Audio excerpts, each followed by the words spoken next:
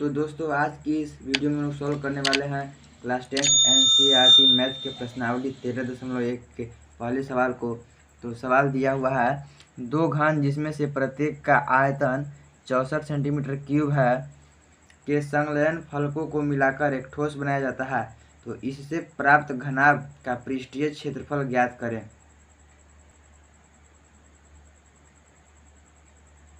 तो दोस्तों सवाल कह रहा है कि दो घन हैं जिनमें प्रत्येक का आयतन 64 सेंटीमीटर क्यूब है, यानी कि दोनों घन का आयतन 64 सेंटीमीटर क्यूब है और उन दोनों को जोड़ने पर जो घनाभ बनता है उसका पृष्ठीय क्षेत्रफल को ज्ञात करना है। तो जो सबसे पहले हम लोग के पास दिया है हम लोग उसे लिख लेते हैं। तो दिया हुआ है कि प्रत्येक का आयतन 64 सेंटीमीटर क्यूब है, तो लिखेंगे घन का आयतन बराबर 64 सेंटीमीटर क्यूब। अब घन का आयतन का सूत्र होता है भुजा का क्यूब, तो लिखेंगे भुजा, इसको ब्रैकेट में घेर कर क्यूब बराबर 64। तो भुजा हो जाएगी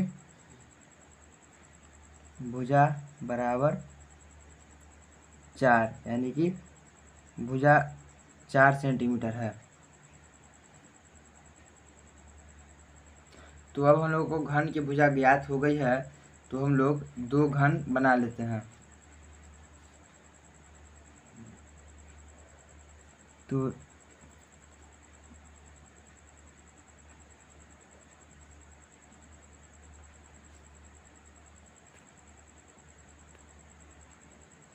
ये हो गया हमारा पहला घन और इसका प्रत्येक जो भुजा है इसकी लंबाई है 4 सेंटीमीटर। 4 सेंटीमीटर। और एक और घन है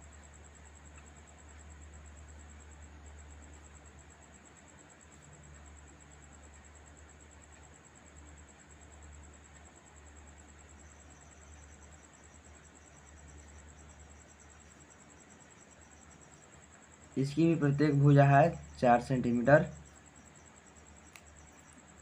इसकी हो गई। अब इन दोनों का जो संलयन फलक है, यानी कि ये फलक और ये जो फलक है, इन दोनों को मिलाकर एक घन बनता है। तो यह हो गया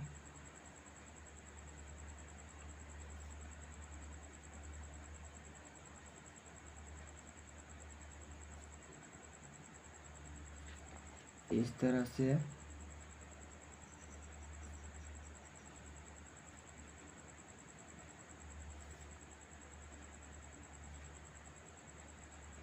तो जब इन दोनों घन को जोड़ने पर जो घनाभ बन रहा है वो इस तरह है, तो इसकी लंबाई भी 4 सेंटीमीटर रहेगी और चौड़ाई भी 4 सेंटीमीटर। लेकिन ये जो होगा, सॉरी, ऊंचाई 4 सेंटीमीटर रहेगी और चौड़ाई 4 सेंटीमीटर, लेकिन जो लंबाई रहेगी यह 4 सेंटीमीटर और 4 सेंटीमीटर मिलाकर 8 सेंटीमीटर हो जाएगी। तो अब हम लोगों को निकालना था कि इससे प्राप्त घनाभ का पृष्ठीय क्षेत्रफल। तो घनाभ का पृष्ठीय क्षेत्रफल का सूत्र होता है घनाभ का पृष्ठीय क्षेत्रफल बराबर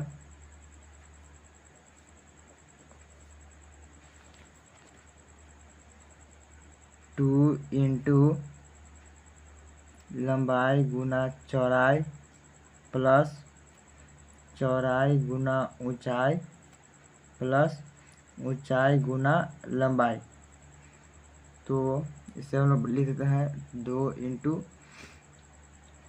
लंबाई हो जाएगी, यानी कि ये तो 8 गुना चौड़ाई 4 प्लस 4 गुना 4 प्लस 4 गुना 8, अब ये हो जाएगा 8 चौको 32 प्लस 4 चौको 16 प्लस 8 चौको 32, 32 और 32 64, और 6 70 और 1 80, और 80 को 2 से मल्टीप्लाई करेंगे तो 160, यानी कि घनाभ का पृष्ठीय क्षेत्रफल होगा 160 सेंटीमीटर स्क्वायर आंसर। तो अब हम लोग बढ़ते हैं अगले क्वेश्चन पर। तो अगला क्वेश्चन है, कोई बर्तन एक खोखला अर्धगोला के आकार का है जिसके ऊपर एक खोखला बेलन अध्यारोपित है। अर्धगोला के व्यास 14 सेंटीमीटर है और इस बर्तन की कुल ऊंचाई 13 सेंटीमीटर है। इस बर्तन का आंतरिक पृष्ठीय क्षेत्रफल ज्ञात करें। क्वेश्चन को हल करने से पहले हम लोग इसका फिगर बना लेते हैं। तो क्वेश्चन है, कोई बर्तन एक खोखला अर्धगोला के आकार का है। तो सबसे पहले हम लोग एक खोखला अर्धगोला बना लेते हैं।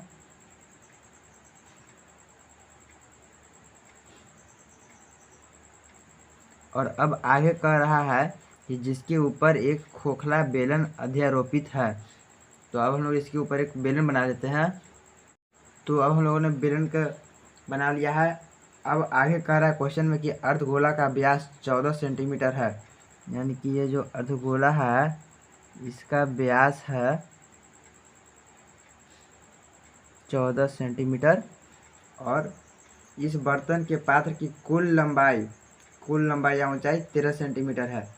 यानी कि जो बर्तन है इसका पूरा ऊपरी सिरा से लेकर नीचे तक पूरे की लंबाई 13 सेंटीमीटर है। तो अब हम लोगों को इस बर्तन के आंतरिक पृष्ठीय क्षेत्रफल ज्ञात करना है। तो अब हम लोग क्वेश्चन को हल करते हैं। तो सबसे पहले हम लोग लिखेंगे बर्तन का व्यास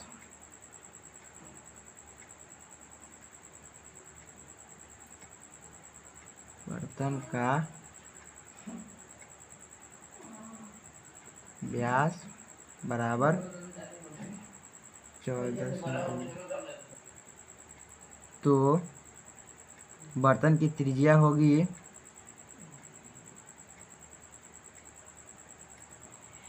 बराबर, व्यास को लोग डी से सूचित करते हैं, तो d/2, यानी कि 14 को 2 से भागा करेंगे तो 7 सेंटीमीटर आएगा, जो कि बर्तन की त्रिज्या होगी 7 सेंटीमीटर। अब हम लोग को दिया है कि बर्तन की कुल लंबाई 13 सेंटीमीटर है और हम लोगों को यह ज्ञात है कि अर्धगोला का त्रिज्या 7 सेंटीमीटर है। इसका मतलब कि त्रिज्या ऐसे भी 7 सेंटीमीटर है। तो 13 से 7 घटा देंगे तो हमें बेलन की लंबाई पता चल जाएगी। तो लिखेंगे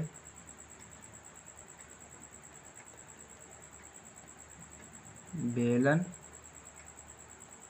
की लंबाई या ऊंचाई ही लिखते हैं। बेलन की ऊंचाई हो जाएगी 13 - 7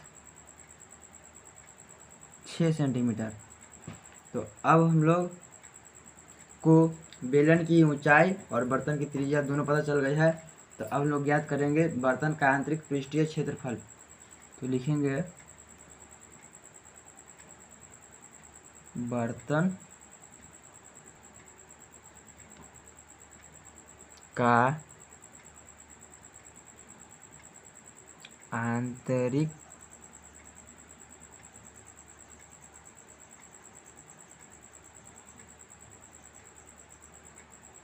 पृष्ठीय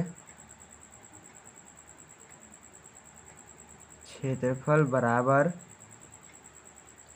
हम लोग अगर ध्यान से देखें तो इस बर्तन का आंतरिक पृष्ठीय क्षेत्रफल ज्ञात करने के लिए हम लोगों को बेलन का आंतरिक पृष्ठीय क्षेत्रफल और गोला का आंतरिक पृष्ठीय क्षेत्रफल को निकाल कर उन दोनों को जोड़ना होगा। तो हम लोगों को बर्तन का आंतरिक पृष्ठीय क्षेत्रफल पता चल जाएगा। तो इसके लिए हम लोग लिखेंगे बेलन का वक्र पृष्ठ क्षेत्रफल प्लस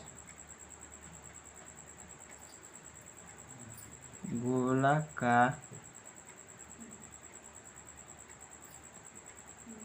पृष्ठीय क्षेत्रफल, माफ कीजिएगा, अर्धगोला होगा, अर्धगोला का पृष्ठीय क्षेत्रफल। यानी कि बर्तन का आंतरिक पृष्ठीय क्षेत्रफल निकालने के लिए हम लोगों को बेलन का वक्र पृष्ठ क्षेत्रफल और अर्धगोला का पृष्ठीय क्षेत्रफल को जोड़ना है। तो बेलन का वक्र पृष्ठ क्षेत्रफल का सूत्र होता है 2πr/h प्लस अर्धगोला का पृष्ठीय क्षेत्रफल होता है 2πr²। तो अब हम लोग सबका मान बैठाते हैं।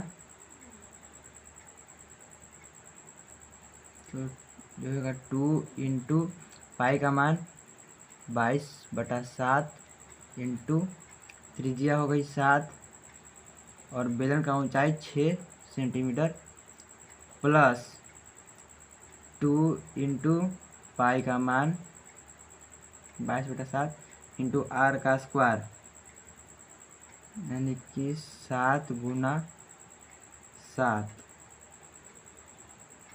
तो यह 7 से ये 7 कट गया और ये 7 से ये 7 कट गया। अब कभी कुछ नहीं बचेगा, तो ये हो जाएगा 22 दूनी 44 और 44 को 6 से मल्टीप्लाई करेंगे तो आ जाएगा 264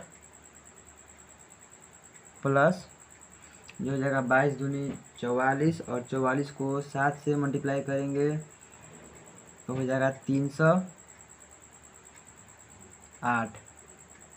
तो अब इन दोनों को जोड़ने पर आ जाएगा 8 और 4 12 का 2 ऊपर 1 6 और 1 7 और 3 और 2 5 सेंटीमीटर स्क्वायर आंसर।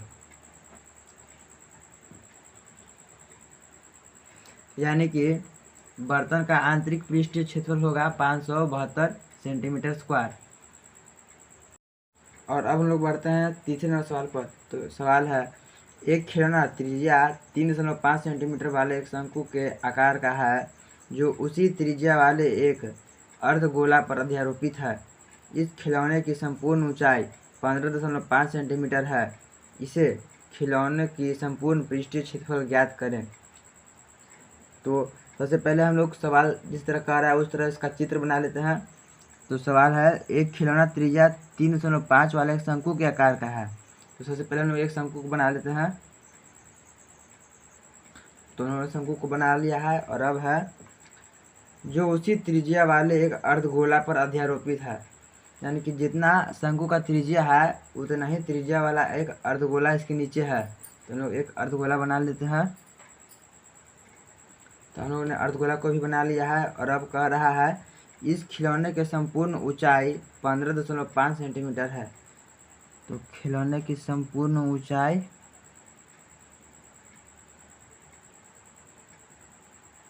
15.5 सेंटीमीटर है।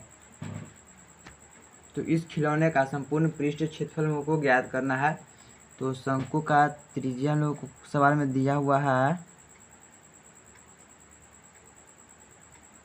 3.5 सेंटीमीटर। तो इस खिलौने का संपूर्ण पृष्ठीय क्षेत्रफल ज्ञात करने के लिए हम लोगों को शंकु का पृष्ठीय क्षेत्रफल और गोला का पृष्ठीय क्षेत्रफल को जोड़ना है। तो हम लोगों को अर्धगोला का त्रिज्या पता है लेकिन शंकु के ऊंचाई नहीं पता है। तो सबसे पहले हम लोग शंकु की ऊंचाई और खिलौने की त्रिज्या ये सब लिख लेते हैं जो लोगों को सवाल बनाने के लिए जरूरी पड़ेगा। तो लिखेंगे खिलौने की त्रिज्या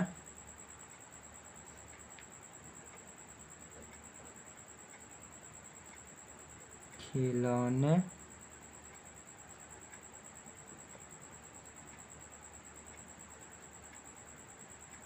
की त्रिज्या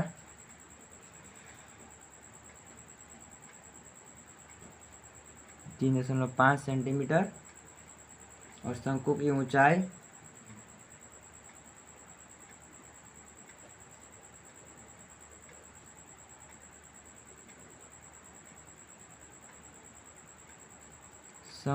ऊंचाई ज्ञात करने के लिए हम लोगों को खिलौने की कुल ऊंचाई में से गोला के त्रिज्या को माइनस कर देंगे तो शंकु की ऊंचाई बचेगी। तो 15.5 माइनस 3.5 बराबर 12 सेंटीमीटर। तो हम लोग शंकु की ऊंचाई मालूम चल गई है। और अब हम लोग निकालेंगे शंकु की तिर्यक ऊंचाई, क्योंकि शंकु का पृष्ठीय क्षेत्रफल ज्ञात करने के लिए हम लोगों को शंकु का तिर्यक ऊंचाई भी जरूरी होती है।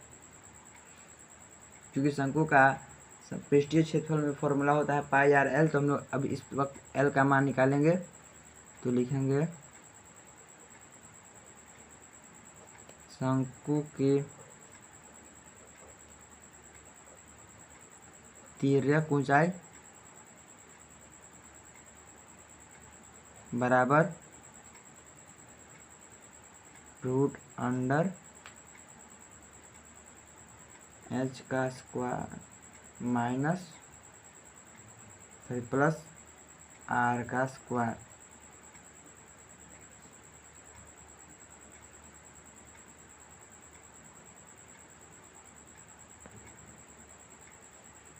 तो शंकु का ऊंचाई 12, तो 12 का स्क्वायर प्लस त्रिज्या 3.5 तो उसका स्क्वायर,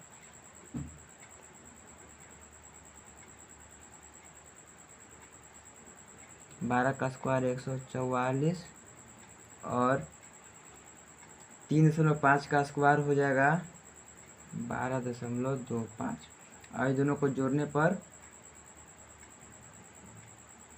156.25 का रूट। अब इसका हम लोग अंडर रूट निकालेंगे तो ये हो जाएगा 12.5 सेंटीमीटर। तो अब हम लोगों को शंकु का तिर्यक ऊंचाई मालूम चल गई है। अब हम लिखेंगे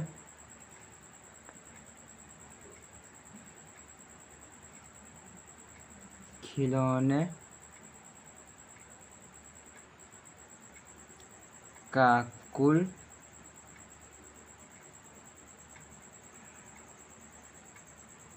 पृष्ठीय क्षेत्रफल बराबर शंकु का पृष्ठीय क्षेत्रफल पाई आर एल प्लस अर्धगोला का पृष्ठीय क्षेत्रफल 2 पाई आर स्क्वायर। दोनों इसी को लिख देते हैं। पाई का मान 22/7 इंटू आर का मान था 3.5 इंटू शंकु का तिर्यक ऊंचाई था 12.5 प्लस 2 इंटू 22/7 इंटू 3.5 का स्क्वायर।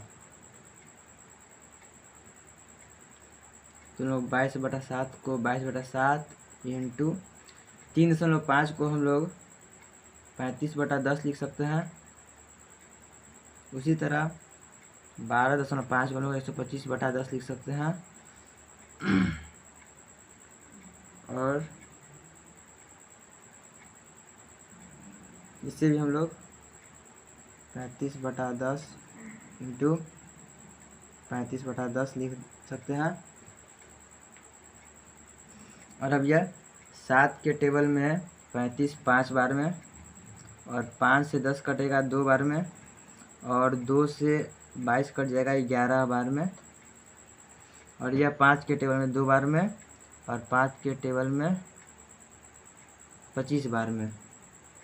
तो यानी कि 25 को 11 से मल्टीप्लाई करेंगे तो हो जाएगा 275 और बटा 2 प्लस ये हो जाएगा 7 के टेबल में 5 बार में, और 5 से ये हो जाएगा 2 बार में, और ये 2 से 2 कैंसल, और यह 5 के टेबल में 7 बार में और 5 के टेबल में 2 बार में। और इस 2 से ये लग गया 11 बार में, यानी कि 11 को 7 से गुना करेंगे तो 77। 77 के नीचे कुछ नहीं, इसका मतलब 1 और 2 कैल्शियम लेंगे तो 2 आता है 2 के टेबल में 1 बार में, तो 275 प्लस 2 आता है 1 के टेबल में 2 बार में, तो 77 को 2 से मल्टीप्लाई करेंगे तो 154, और दोनों को जोड़ने पर 429/2। इसको अगर हम लोग पॉइंट में कर दें तो हो जाएगा 214.5 सेंटीमीटर स्क्वायर आंसर।